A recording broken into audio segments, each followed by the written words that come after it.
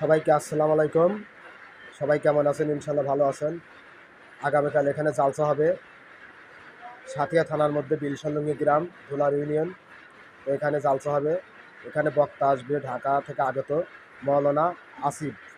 তো আপনারা সবাই আজ কয়েকদিন দীর্ঘ অপেক্ষা করতেছেন, যার জন্য সে ইনশাল্লাহ আগামীকাল এখানে ওয়াজ করবেন। তো আপনারা সবাই দূর দূরান্ত থেকে যে যেখান থেকে মন চায় চলে আসবেন। এখানে ইনশাল্লাহ প্যান্ডেল শুরু হচ্ছে, আগামীকাল এখানে ওয়াজ হবে।